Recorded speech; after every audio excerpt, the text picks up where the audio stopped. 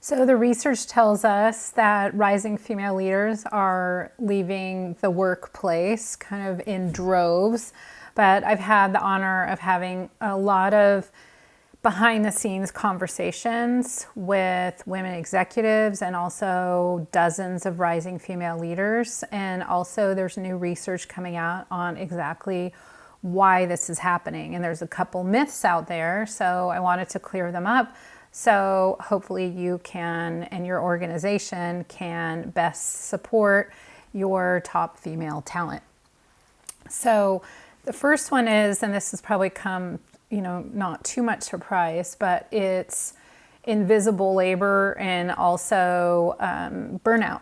So a lot of times women leaders are picking up the slack, and maybe somebody else on their team or in the organization has been exited, and they've actually trained their leader that they will take it on. So part of that obviously is on the organization, but also part of it is having the rising female leaders to understand how to say no, how to have boundaries, and also be a team player. So, and also shift around what's okay, what's not okay, and having their management understand that by allowing them to focus on what's most important for the business rather than taking on too many things is going to be most beneficial for their manager and the organization. So that challenge has been out there for a while, is twofold. And it's also building the confidence and courage to be able to have a very explicit and confident conversation with their manager.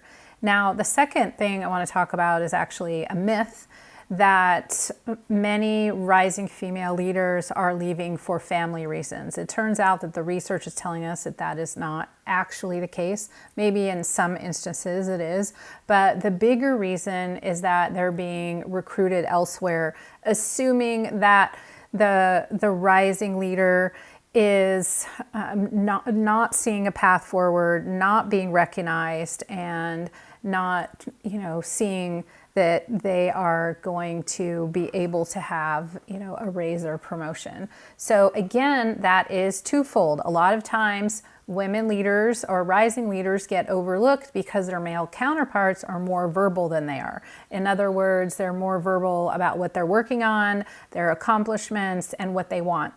So part of the equation is rising female leaders to understand that nobody is a mind reader. They need to get very comfortable talking about their accomplishments and also not, deflecting to their team and giving their team all of the credit. I mean, if they have a team, the team has a leader. So they need to understand how to document what they're doing and how to talk about what they're doing in a confident and unapologetic way to the leadership or to whoever it is that is going to be in the rooms that they're not in and have a voice in the rooms that they are not in. So that's definitely part of it.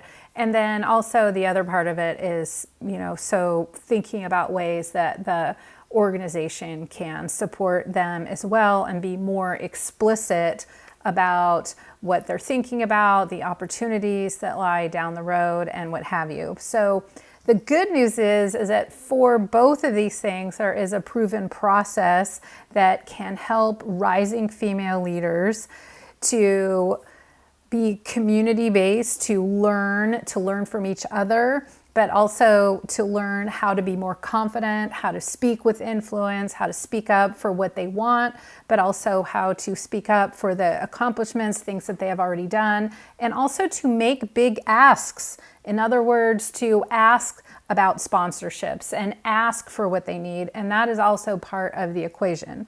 So if you would like to do more, or if you'd like to continue the conversation, or if you'd like to learn more for yourself or for your organization, I am here for it.